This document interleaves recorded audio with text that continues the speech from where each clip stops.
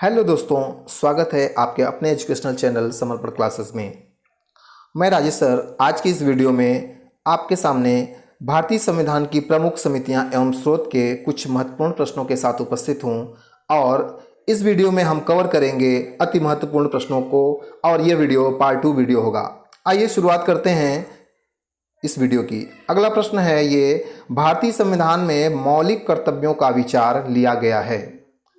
महत्वपूर्ण प्रश्न है, भारतीय संविधान में मौलिक कर्तव्यों का विचार लिया गया है। इसके ऑप्शंस हैं अमेरिकन संविधान से, ब्रिटिश संविधान से, रूस अथवा पूर्व सोवियत संघ के संविधान से और फ्रांस के संविधान से। तो दोस्तों इसका ऑप्शन नंबर सी बिल्कुल सही जवाब होगा। रूस के संविधान से मौलिक कर्तव्य लिए गए हैं।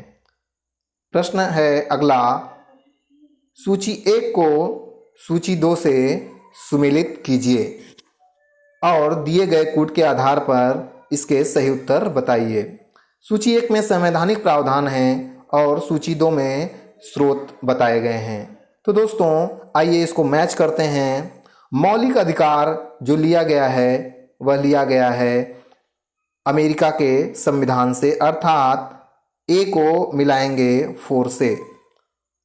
और उसके बाद नीति निर्देशक तत्व यह लिया गया है आयरलैंड के संविधान से। मंत्रिमंडलीय संविधान या अथवा सरकार यह लिया गया है C-1 अर्थात ब्रिटिश संविधान से और केंद्र राज्य संबंध कनाडा के संविधान से। इसके अकॉर्डिंग ऑप्शन नंबर डी बिल्कुल सही जवाब होगा। बढ़ते हैं अगले प्रश्न की तरफ। अगला प्रश्न है, भारतीय संविधान में सन्निहित मूल अधिकारों की अवधारणा किस देश के संविधान से ग्रहण की गई है। तो दोस्तों यहाँ मूल अधिकार पूछा जा रहा है फ्रांस से, ब्रिटेन, संयुक्त राज्य अमेरिका और रूस। तो दोस्तों सभी को पता है, आप सभी को, कि संयुक्त राज्य अमेरिका से ही मूल अधिकारों की अवधारणा भारत के संविधान में ग्रहण की गई है। अगला प्रश्न है, लिखित संविधान का आरंभ किस देश से हुआ है। महत्वपूर्ण प्रश्न है, लिखित संविधान का आरंभ किस देश से हुआ है। इसके ऑप्शंस हैं जापान, भारत, ब्रिटेन और अमेरिका। तो दोस्तों अमेरिका के संविधान से ही भारत में संविधान के लिखित प्रारूप को अपनाया गया है। ऑप्शन नंबर डी बिल्कुल सही उत्तर होगा। अगला प्रश्न है, भारतीय संविधान में आरंभ में कितने अनुच्छेद थे। 420, 380, 395 और 270। महत्वपूर्ण प्रश्नों में से है ये प्रश्न, बार बार पूछा जाता है एग्जाम्स में कि भारतीय संविधान में आरंभ में कुल कितने अनुच्छेद थे। तो दोस्तों आरंभ में भारत के संविधान में कुल 395 अनुच्छेद थे।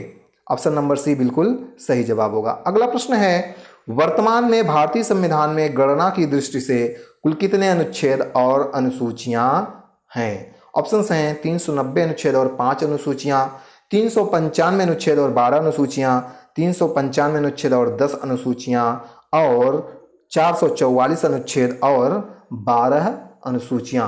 तो दोस्तों 395 अनुच्छेद और 12 अनुसूचियां वर्तमान में कुल भारत के संविधान में शामिल की गई, अर्थात ऑप्शन नंबर बी बिल्कुल सही जवाब होगा।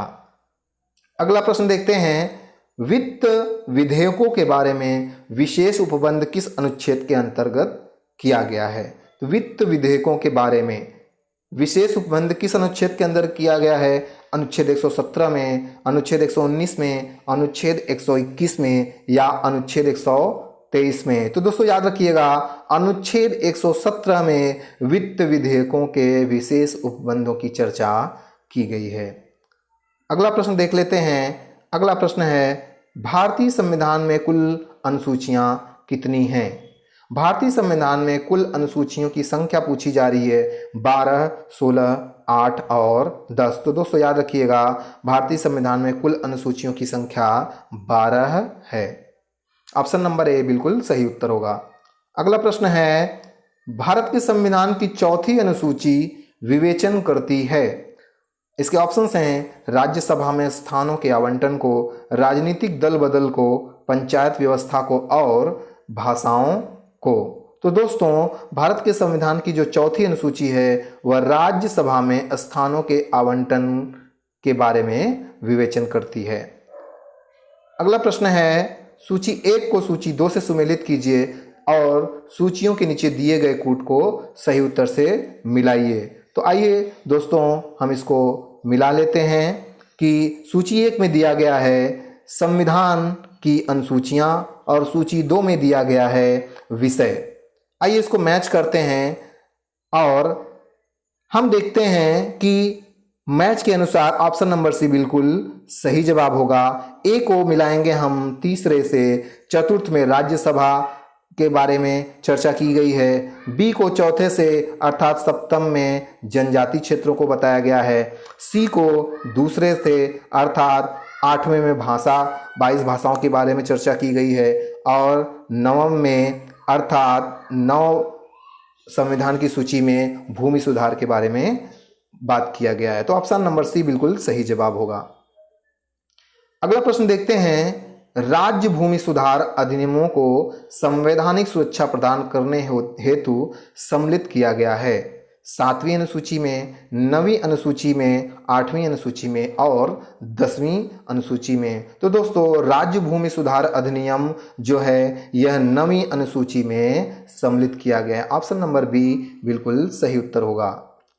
अगला प्रश्न देखते हैं। अगला प्रश्न है, भारत के संविधान के अंतर्गत आर्थिक योजना का विषय है राज्य सूची में, संघ सूची में, समवर्ती सूची में और किसी भी सूची में निर्दिष्ट नहीं है। तो दोस्तों याद रखिएगा कि भारत के संविधान के अंतर्गत आर्थिक योजना का जो विषय है, आर्थिक योजना यह समवर्ती सूची में रखी गई है, अर्थात इस मामले पर राज्य और केंद्र दोनों कानून बना सकते हैं।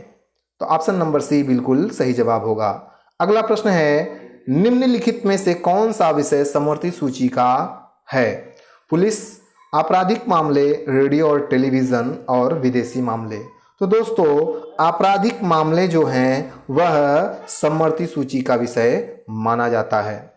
ऑप्शन नंबर बी बिल्कुल सही उत्तर होगा।